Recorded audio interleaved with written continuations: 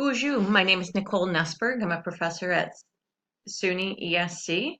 I'm recording this video to tell you about my Anishnaabe naming ceremony that took place June 23rd, 2018 at the Bowington Cultural Center in Sault Ste. Marie, Michigan. To begin, I'm going to introduce myself. Migizi Migwan Nadeshnika, Makwa Dodam, Bawating Ojibwa, Minowa Kukachi Adawa, Chimising. Now I live in Gainesville, Florida. What I'm saying to you is I'm introducing myself in Ojibwa, letting you know my name, Migizi Migwan. We'll talk about this later. It means eagle feather. Mukwa Dodam means that my clan is Mukwa or bear. I'm part of the Bawating Ojibwa, the Sioux tribe of Chippewa, and I'm also part of the Crooked Tree Adawa, which the pipe carrier that is pictured here is also a member. So to begin, I want to tell you how I came about this naming ceremony, what took place, how we received our names, and when I say we, it was me and my two children, and what our names mean and why we get named. So on June 23rd, 2018, my family had a walking on ceremony for my father, who had walked on February 3rd, 2018. The pipe carrier pictured, Tony Davis, had helped my father walk on. And he was asked in February if he would return in June to do another ceremony for our friends and family. And after that ceremony, if we could have our names. My father received his name, Migizi Nini, Eagle Man, on the day before he walked on. And I'm unaware if any of my grandparents had names, Anishnaabe names, or if they just had what we would call today Christian names. But my aunts, my cousins have also gone through the ceremony at some point in their life. And I decided after my father's walking on in his ceremony that it was time for me and my children to do the same. To tell you who the pipe carrier is, his name is Tony Davis. In Anishnaabe is our custom. He told us his name, his tribe, his clan, just like I did for you. His names include his, once again, Christian name, Tony Davis. It also includes he who helps others, he who protects others, and White Wolf. White Wolf is from Toledo. He is a Dawa, as I mentioned, Crooked Tree, the same as my grandmother. And there's a connection between the Chippewa, the Adawa, the Potawatomi. They're known as three fires. They're joined together similarly to something like the Iroquois League, where there are cousins, there are family, we recognize each other, and there's a close-knit relationship between those three groupings. White Wolf's heritage was a happy coincidence that he shared tribal history with my grandmother. And once again, why I felt a connection to him and why I wanted him to perform this naming ceremony. Our ceremonies start with a few traditions. First, we offer tobacco, sema'a, to Gitche Manitou, or the Great Spirit, the Creator, the Great Mystery. The tobacco is cupped in your hands to open the dialogue to the spirit world. We let down our hair, and this is how the spirit world sees us. Our hair is the physical manifestation of our spirit, which is why many grow their hair out. If you'll notice in my photos, my hair is cut quite short because when my father died in February, I cut my hair to about half an inch because our journey together is over. So that physical manifestation of our time together is marked by being over in a physical way. And the spirits can also see that our journey is over and the pain that came with it, with the shoring of the hair, the cutting of the hair, and it can be visually seen by my community around me.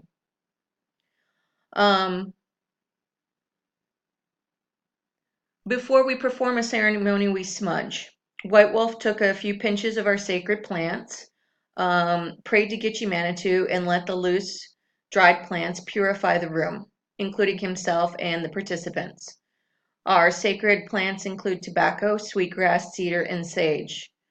And they are offered to each of the four corners, east, south, west, and north.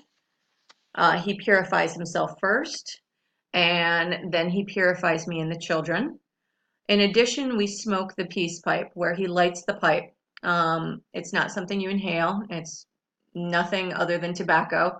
And for the children, he simply touches their shoulder in acknowledgement that we're communicating with the Gitche Manitou.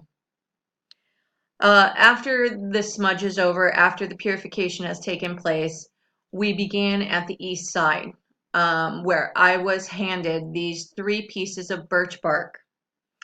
These pieces of birch bark contain the names that he prayed to Gitche Manitou the night prior. The night prior, he offered tobacco to the Creator and asked him what our names were. And these names are intended in Anishnaabe for us to better connect to our Creator, to tell him or her, or him and her, depending on how you look at your Creator, that we want to talk to them, that we are ready to have communication, and that we're here to offer ourselves to remember who we are, to hearken back to our ancestors. So White Wolf honored us by creating these birch bark names. He wrote our names down. He prayed and found our names. He translated them into English so we could understand. And then he also wrote down our purpose for each of us. Mine is listed first. My son William, who is 6, is second. And my son James, who is 5, is noted as third. And we'll go through each of them one by one. This ceremony took place where to each of the 4 directions, I would say my name, Migizi Miguan, meaning eagle feather, and I'd say Ndeshnaka. Ndeshnaka means I am. I am Migizi Miguan. I would say this to each of the 4 corners. I would pray to the wind to each direction and introduce myself and let them know I had come back, I had found my name, and that I was connecting back to my ancestors. And that from here forward, I would make sure that my children knew their lineage and that we would use these in reverence. And we would tell the world who we are, and we would share with them what our purpose was. Each of us received these pieces of birch bark, which I still retain. The pipe carrier, White Wolf, said, once we become comfortable with our name, once we can say it, it rolls off the tongue, once we know who we are and what our purpose is, that the next sacred fire that we're around, we can offer this piece of birch bark back up. And as the smoke goes back up to Gitche Manitou, they will know that the cycle has been completed full circle. He also had another piece of birch bark with our name on it that at the time of the ceremony was offered. So there was one offered at the time of the ceremony, and there was one given to us as an opportunity to get used to our new name, what our name is. So as you see listed there, mine is Migizi Migawan, eagle feather. My purpose is to heal myself, and as I do that, to heal all those around me. The eagle feather is the center feather on an eagle, and it is considered to have very strong, good medicine, and to be helpful in the healing process. My son, my first son, William, who is 6, his name is Nibuid Migizi, meaning standing eagle. And as White Wolf told him his name, he had him stand up very tall and proud. And as he stood tall and proud, he said, remember that feeling of pride that you have. And when others see you with that feeling of pride that you carry with you in this world, you will help them achieve their pride as well. And we don't mean being prideful or boastful, just simply being proud of the individual you are and take and carry that with you throughout the world.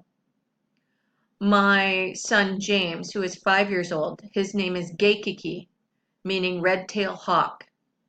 And his purpose is to live a good life and to live by example, living this good life, to show others through his life what it means to be a good person. So each of us had our name. Individually, each of us walked around with White Wolf and told our name, told it to Gitche Manitou, told it to the 4 winds as we went one by one. My children were much better at the Anishnaabe than I was. I'm still stumbling over it quite a bit, but as I reclaim our language and I keep learning, I intend to continue to share this information with others.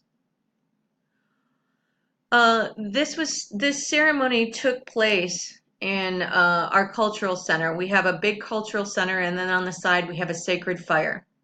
This sacred fire never goes out. Somebody is always overseeing it. It's been in use for decades now, I believe. My sister died in 2016, and the same fire was used to feed her as it was to perform our ceremonies. As you see there, there's my children waiting for their turn to walk around the fire to offer the sacred plants at each of the corners, to tell their name at each of the corners. As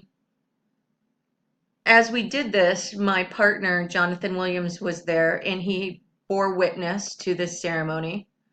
And at its completion, as we all had our names and we all had our birch bark, the pipe carrier thanked him for bearing witness and told him that at some point he would get a name as well. My partner is African American. He's not part of the Chippewa tribe.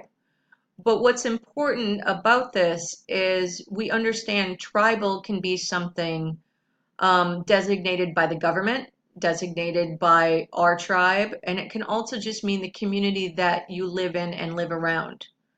So the pipe carrier understands that my partner is certainly part of my tribe, regardless if his blood flows with Indian blood or not.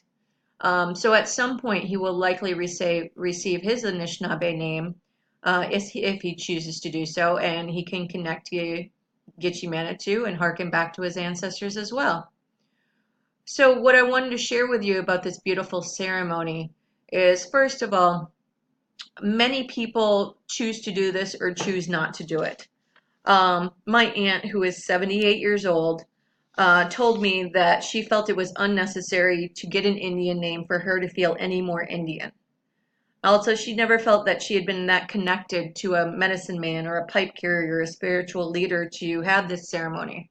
And White Wolf was the first person I had felt connected to. And I'm 45 years old, and it took me this long to decide to get an Anishnaabe name. The more I learned about it, the more I felt connected to this ceremony, and I'm happy that we had it. I'm happy my children have had this experience. I'm happy that I've had this experience, and I carry my name and their names with pride. So thank you for sharing this time with me. I hope you learned something. And if you have any questions, feel free to reach out and email me. I'll be happy to answer any of them. Goodbye. Bamapi.